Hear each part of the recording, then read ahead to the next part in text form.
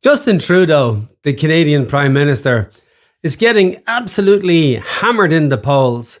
And many people are asking, particularly even Liberals, are asking, should Justin Trudeau lead the Liberals into the next election? I think one of the biggest problems that Trudeau's going to have in this next election is young people are simply just flocking away from the Liberal Party.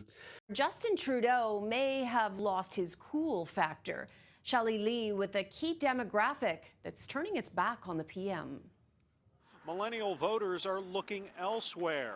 Recent polling among millennials finds many are now looking at Pierre Poilievre as a prime minister in waiting. This next election is about those three issues: cost of living, housing, and the broader economic situation. Then I think the Liberals are going to have a hard time winning over millennials, which they have done quite well over the last three elections. On the street, millennials expressed that while they had other focuses, financial considerations came up first.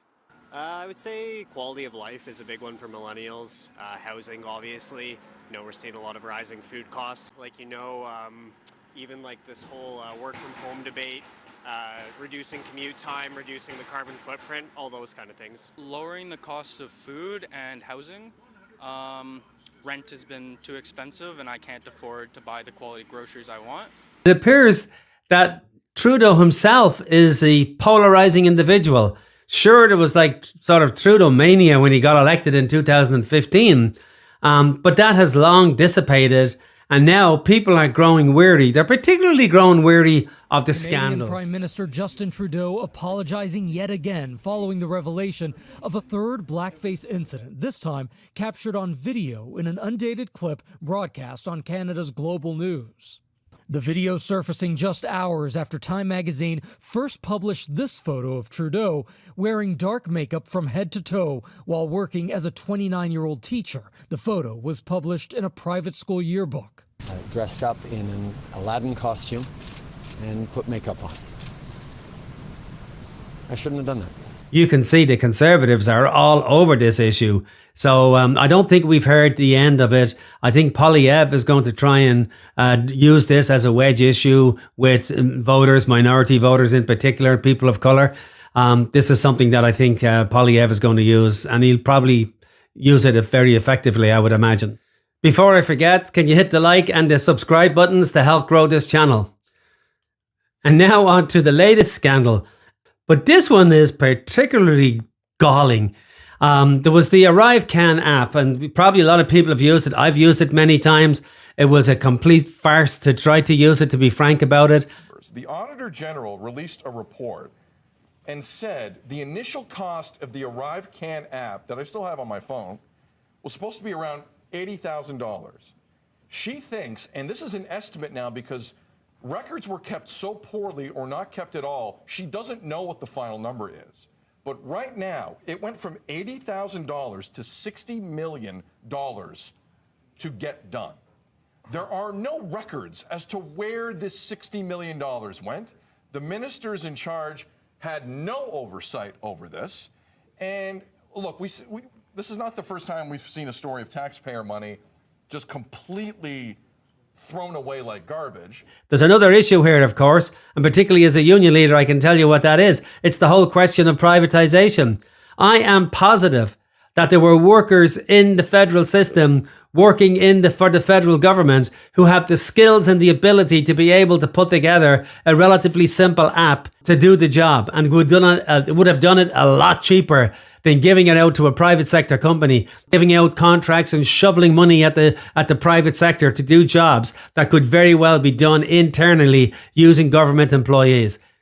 What is probably the most embarrassing scandal of all was the Liberal government had invited, through the Speaker of the House, had invited a Nazi into the Canadian Parliament. Ukrainian-Canadian war veteran from the Second World War who fought the Ukrainian independence against the Russians.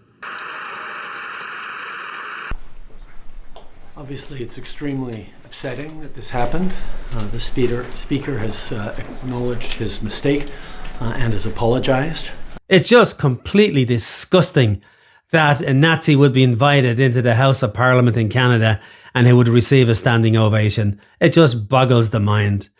An issue that's continuing to plague Trudeau and his government is the use of the Emergencies Act to get rid of the convoy of truckers who had descended upon Ottawa and blocked the city down for 2 or 3 weeks.